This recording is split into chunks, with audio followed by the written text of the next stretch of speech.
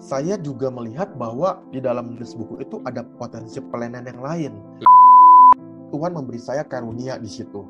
Saya melihat bahwa nggak banyak atau tidak banyak orang yang suka akan pelayanan literatur.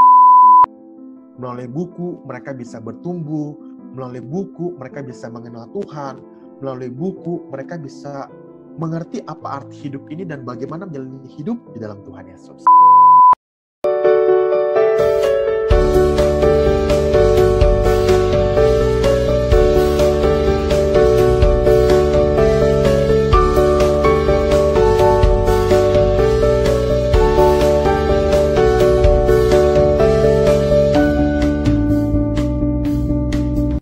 Sebelum lanjut nonton video ini, jangan lupa subscribe, nyalain notifikasinya, like, and share ke teman-teman kalian. Bapak kan sudah tulis 10 judul buku, menerbitkan, Ya, dan saya yakin bukan tanpa tantangan. ya betul. Benar? Bukan tanpa tantangan. Ya. Mau menulis satu buku aja, kalau sudah keluar kita merasa sangat sukacita, bahagianya luar biasa, apalagi sudah 10 buku. Ya Pak ya? Nah, mungkin yang pertama sebelum saya bertanya tentang tips atau kiat-kiat khusus dalam menulis supaya kita tetap konsisten, mungkin Pak Anton bisa menjelaskan dulu kenapa mau menjadi seorang penulis ya. Silakan Pak. Ya, mungkin saya juga ceritakan pelayanan saya. Jadi, saya tadi ada satu hal yang saya belum tampilkan slide yang sebelumnya. Jadi, sesungguhnya begini, ketika bicara mengenai pelayanan, kita bisa lakukan banyak hal dalam pelayanan. Yaitu, bagi saya pelayanan itu adalah dua hal yang saya memang suka, yaitu pertama pelayanan sebagai seorang hamba Tuhan, yang kedua adalah misi. Jadi, pelayanan dan misi ini harus dikerjakan bersama-sama. Artinya, kita harus ingat nasihat Tuhan Yesus untuk pergi beritakan Injil kepada segala suku bangsa. Matius 28 ayat 19. Jadi, pelayanan dan misi adalah kerinduan saya yang terbesar di dalam menjadi seorang hamba Tuhan penuh waktu. Nah, tetapi saya juga melihat bahwa di dalam menulis buku itu ada potensi pelayanan yang lain. Ada beberapa wilayah, daerah, yang kalau kita melayani, mungkin orang menolak. Tetapi kalau itu bentuknya adalah sebuah buku, mungkin buku itu bisa masuk. Kadang-kadang ada sebuah ranah yang kalau orang misalkan dilayani di gereja, ada anak muda kita ajak yuk ke gereja yuk atau apa, mungkin belum, mungkin dia mau, mungkin juga tidak. Tetapi kalau kita memasukkan melalui buku, bercerita melalui buku, melalui sesuatu hal yang self-help, orang itu mungkin akan belajar atau mengenal Tuhan Yesus tanpa dia sadar. Nah, jadi pelayanan ini suatu ladang pelayanan juga yang memang luas gitu loh, melalui dunia literatur. Nah, tetapi memang tidak semua orang suka akan membaca buku. Tetapi nggak apa-apa, itu adalah sebuah ranah pelayanan. Dan yang kedua memang adalah Tuhan memberi saya karunia di situ. Saya melihat bahwa nggak banyak atau tidak banyak orang yang suka akan pelayanan literatur. Walaupun ini juga adalah salah satu ladang pelayanan juga bagi orang-orang percaya. Melalui buku, mereka bisa bertumbuh. Melalui buku, mereka bisa mengenal Tuhan. Melalui buku, mereka bisa mengerti apa arti hidup ini dan bagaimana menjalani hidup di dalam Tuhan Yesus. Ya, oke. Saya kira itu hal penting ya ketika Pak Anton mulai tertarik dengan dunia literatur dan bagaimana bisa memberkati orang lain ya melalui tulisan-tulisannya. Oke, tantangannya Pak, kira-kira ada nggak dalam menulis hampir 10 buku ini? Jadi tantangannya itu adalah saya melihat memang di zaman sekarang, apalagi di zaman dunia digital, banyak orang lebih suka akan dunia internet dibanding mereka baca buku. Tetapi saya kira itu juga betul. Di tantangan itu utama memang kali berat. ya. Dan memang kalau boleh jujur di Indonesia, di dunia bahkan di Indonesia itu jarang ada penulis buku Kristen. Ada tapi tidak banyak. Di luar negeri saja mungkin tidak banyak, apalagi di Indonesia. Dan juga melihat daya baca orang Indonesia secara umum sangat amat rendah dibanding di dunia, dibanding di ASEAN, apalagi di dunia begitu ya. Betul, Kalau kita melihat bahwa sangat jarang orang suka baca, itu tantangan tersendiri. Tetapi saya melihat bahwa ini yang orang tidak mau untuk melayani. Jadi jujur Pak Mareks, kalau kita pelayanan jadi hamba Tuhan, mungkin lebih baik jadi planner full-timer, atau jadi dosen, atau jadi Iya. pengkhotbah keliling, Iya. dibanding nulis buku. Serius. Itu yang udah kita nulis, mungkin orang yang beli juga jarang, apalagi juga yang baca Iya. jarang. Kita kadang merasa bagaimana gitu. Tapi ini juga legacy. Selain YouTube tadi, buku pun legacy. Artinya buku ini disimpan beratus tahun, Ya, orang betul bisa sekali, baca. Pak. Buktinya kita masih baca tulisan John Calvin, Iya, Martin Luther, betul kita sekali, masih Pak. baca tulisan Rasul Paulus, orangnya sudah meninggal ribuan tahun yang Iya, lalu begitu kan. betul, betul. Ya, betul. Dan ya memang itu mau tidak mau harus bisa tetap dilakukan ya sebagai penulis. Jadi memang butuh konsistensi, butuh pengorbanan, perjuangan yang luar biasa. Bahkan ketika hanya peminatnya hanya sedikit pun, kita harus tetap lihat ini sebagai Melayani, kesempatan ya. Satu dua untuk orang itu, melayani. betul. Satu dua orang yang membaca buku kita itu jiwa yang nanti akan bisa menerima Tuhan Yesus ya, gitu. Betul, ya, Iya, harapannya begitu. harapannya begitu ya Pak ya. Oke. Mm-mm. Oke, tadi bicara soal tantangan sudah. Sekarang gini Pak, kalau misalkan kita mau menjadi seorang penulis sama seperti Bapak, mungkin orang-orang di luar sana atau anak-anak muda yang mungkin menonton video ini mau menjadi seorang penulis Kristen seperti Pak Anton, boleh nggak Pak Anton bisa berikan tips atau kiat-kiat khusus nih supaya kita bisa menjadi seorang penulis dan bukan hanya sekedar menulis satu atau dua judul buku, tapi kita bisa tetap konsisten menulis. Iya. Gitu. Oke. Ya, jadi saya tampilkan slide-nya. Nah, karena saya diajak diwawancara oleh Pak Marx, jadi khusus hari ini tips menjadi penulis Kristen itu dari akronim Marx, nama Bapak ya. Wow, luar biasa. Serius, ini saya buat. Oke, siap. Jadi Marx itu kan yang pertama huruf M, yaitu motif. Waktu kita menjadi penulis Kristen, motif kita itu harus benar. Artinya, motif kita bukan cari keuntungan. Oh, kalau nulis buku nanti dijual dapat untung, motifnya murni. Bagi saya, motif saya untuk melayani Tuhan. Wah, saya bisa berarti buktikan bahwa berani bayar harga ini, Pak ya? Betul. Jadi, walaupun mungkin yang nulis yang bacanya nggak banyak, atau mungkin orang juga ada yang baca lalu kemudian bilang dia mungkin malah bukan melihat segi positif, mungkin dia bilang, oh ini ada kekurangannya nih, tulisannya begini, begitu kan. Tapi motif saya benar, yaitu motif saya untuk melayani Tuhan saya, begitu loh. Nah, jadi di situ membuat saya tetap semangat. Walaupun mungkin tidak banyak yang baca, atau mungkin belum banyak yang baca, atau mungkin sedikit yang diberkati, tetapi saya tetap berusaha sampai lama-lama orang bisa menerima, dan kemudian juga mereka diberkati oleh tulisan saya. Oke, itu yang pertama ya, Pak ya. Memang motivasi kita.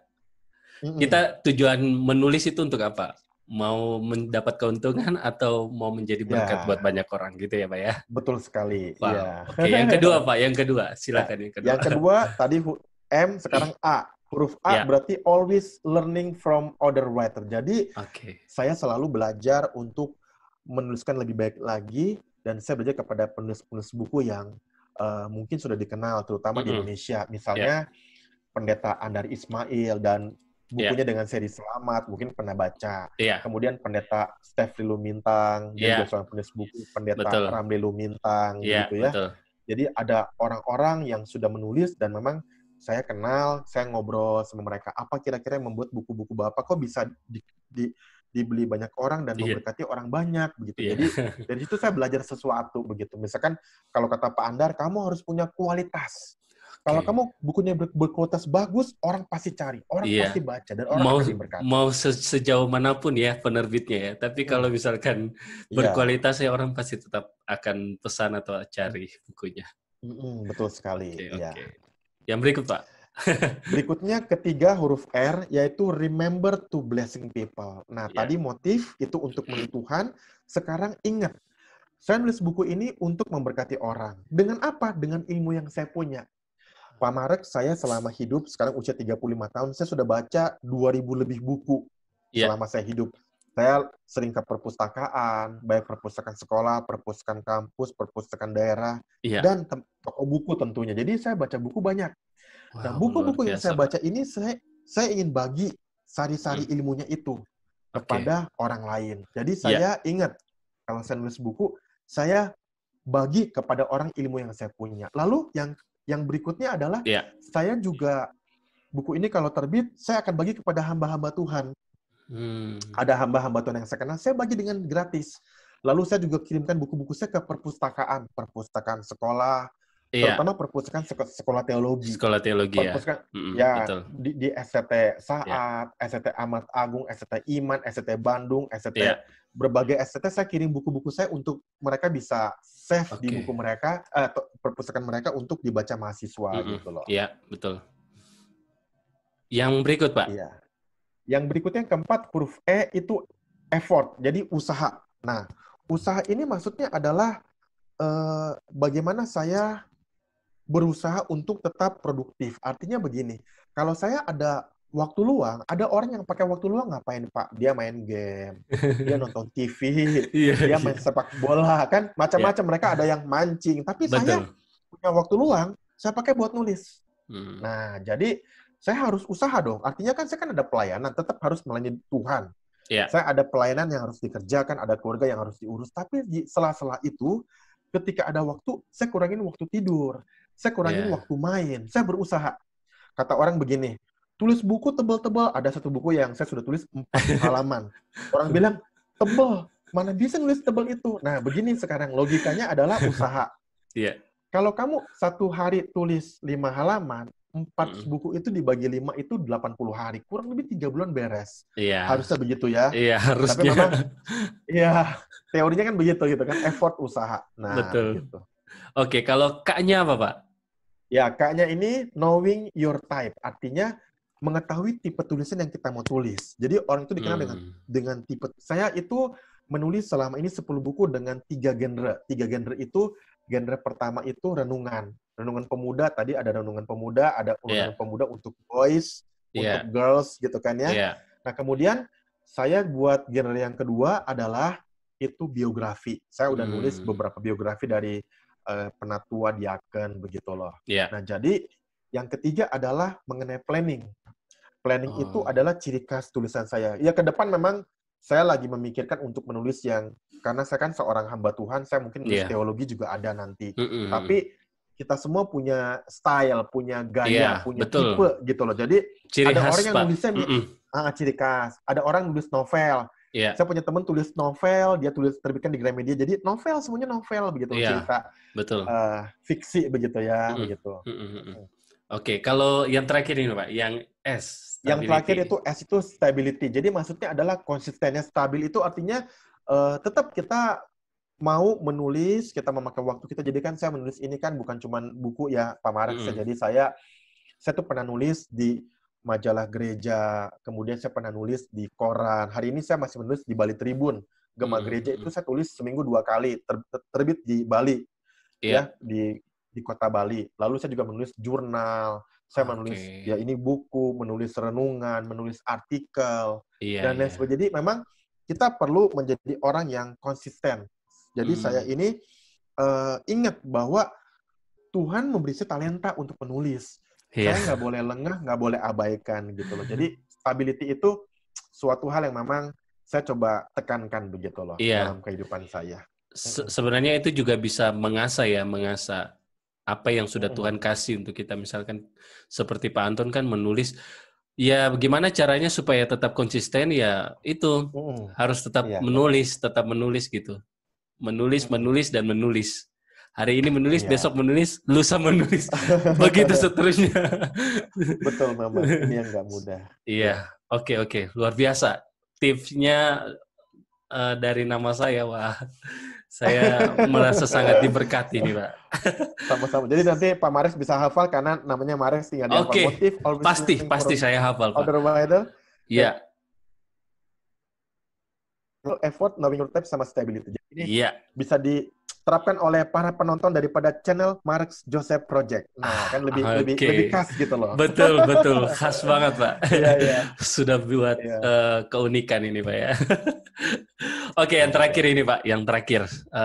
Dari semua sharing Bapak tentang kesibukan dan juga passion Pak Anton dalam menulis, apa pesan Pak Anton untuk mungkin kaum muda-mudi atau para penonton yang menyaksikan video ini? Iya, untuk para penonton yang saya kasih di dalam Tuhan Yesus Kristus, yang pertama tentu saja saya ingin para penonton tetap menonton channel Marek Joseph Project. Ya, Oke. kalau kita lihat di dalam channel ini itu ada yang menarik, yaitu pengajaran teologi, Ya. ada vlog, ada cover, ada ngopi, ya. Iya. Yang hari ini kan ngopi, ada renungan, dan juga ada mukbang. Apa itu mukbang? Nonton sendiri, cari sendiri, dan harus tahu. Iya. Jangan lupa para penonton yang belum subscribe untuk channel ini, sekarang berhenti dulu, lihat di bawah, klik subscribe, dan jangan Iya. lupa nyalakan loncengnya. Oke, Oke? tapi tunggu dulu. Subscribe juga channel Pak Anton Siswanto ya. Nanti saya akan tulis di sini ya. Jangan Iya, lupa iya, terus iya. dukung Pak Anton. Iya. Dan berikutnya adalah bagi saya kepada para penonton sekalian, satu hal yang bagi saya suatu berkesan dalam hidup saya seumur hidup adalah mari kita mengenal Tuhan Yesus dan terima Dia sebagai Tuhan dan Juru Selamat. Saya rindu para penonton channel Marek Joseph, terutama bagi kalian atau para penonton yang belum mengenal Tuhan Yesus, boleh Ya, menggunakan kesempatan ini untuk mengenal Tuhan Yesus lebih jauh. ya. Dia adalah Tuhan kita dan Dia adalah Juru Selamat kita, dan kalau kita percaya kepada Dia, kita akan memperoleh hidup yang kekal. Oke. Itu suatu hal yang paling indah yang bisa saya dapatkan dalam hidup saya, dan saya juga rindu para penonton channel Marek Joseph Project boleh bertemu dengan Tuhan Yesus. Amin, amin, amin. Yang berikutnya adalah mari kita belajar untuk merencanakan hidup kita, ya. Ya. Kita punya kehidupan ini waktunya terbatas, Ya. kita punya juga kesempatan yang tidak banyak, tapi kalau kita memplanning masa depan kita merencanakan kita mau jadi orang seperti apa, kita mau Ya. punya keluarga seperti apa, Iya, kita betul. mau melayani Tuhan seperti apa. Kalau kita rencanakan, maka hasilnya baik. Ya. Ya. Yang berikutnya adalah belajar dan terus belajar. Ya. Saya punya channel yaitu Planning Ministry, ya. Itu saya mempunyai moto belajar dan terus belajar. Ya. Di screen ini ada sebelah kiri bawah itu ada logo daripada channel planning saya, Planning Ministry. Itu Oke. motonya belajar dan terus belajar. Artinya kita jangan pernah berpikir bahwa saya sudah terlalu tua untuk belajar, tapi kita perlu belajar dari hari ke hari. Ya. Baik secara jasmani dalam profesi kita maupun secara rohani untuk mengenal Tuhan lebih lanjut, lebih Ya. jauh, dan kita bisa jadi orang yang punya rohani. Oke. Dan yang terakhir, saran saya atau pesan saya kepada para penonton channel Marek Joseph Project adalah, Ya. mari kita menjadi orang yang diberkati untuk menjadi berkat. Saya setuju Betul. dengan Pak Marek yang sejauh ini menjadi seorang YouTuber Kristen, tapi juga menjadi berkat untuk teman-teman channel yang punya channel lainnya begitu ya. Ya. Jadi ketika kita sudah diberkati oleh Tuhan, kita pun perlu memberkati dengan berbagai cara. Mungkin Ya. Pak Marek dengan saya dengan buat konten di YouTube, mungkin Ya. kita bisa melayani Tuhan di gereja, Betul. atau kita bisa melakukan sesuatu apapun itu juga, kecil ataupun besar, kita bisa kerjakan untuk Tuhan, jadilah berkat untuk sesama gitu loh. Oke, wow, luar biasa. Saya kira ini pesan-pesan yang sangat penting untuk kita semua, khususnya untuk kaum muda-mudi. Ingat, jangan sia-siakan hidup kalian karena masa muda kalian itu masa muda yang harus kalian lewati bersama dengan Tuhan. Jadi jangan pernah sia-siakan waktu itu. Ingat, pergunakan waktu yang ada dengan baik karena waktu tidak akan pernah bisa diulang kembali. Ya, benar sekali. Oke, terima kasih banyak Pak Anton Ya. untuk Sama-sama. sharing-nya, untuk obrolan malam hari ini. Saya yakin bahwa teman-teman yang menyaksikan video ini sangat diberkati, luar biasa. Bahkan saya sendiri pun sangat diberkati dengan apa yang sudah Pak Anton sampaikan. Dan saya harap Pak Anton tetap setia terus dalam melayani Tuhan, baik itu melayani di YouTube, melayani di gereja, bahkan terus konsisten dalam menulis buku-buku Kristen, supaya bisa memberkati banyak orang. Oke, terima kasih sekali lagi untuk Pak Anton.